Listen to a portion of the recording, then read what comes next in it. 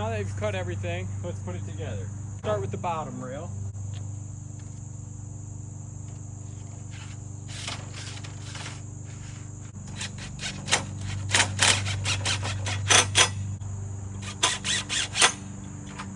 Once you have that attached,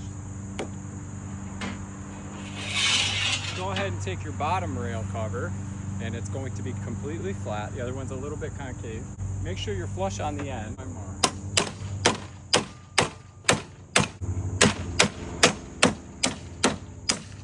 And install it.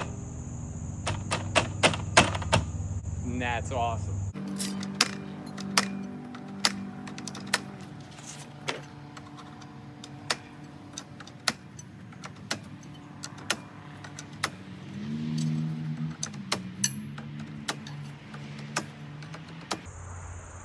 The reason I had you measure from center when you cut your bottom rails, or at least measured for them, is because we want our spindles on both sides facing our posts to be equal. Otherwise it's not going to look right and you can't charge what you think you can charge. Get your top plastic sleeve, insert it into your rail, working. Lift those spindles in. Before you go any further, I want you to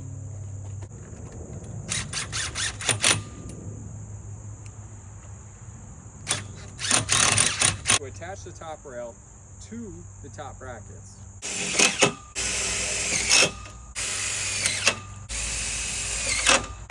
Now you can take your top rail like this, should be about 1/4 inch away from the post, and snap it over. One looks like this for the top. One is square for the bottom.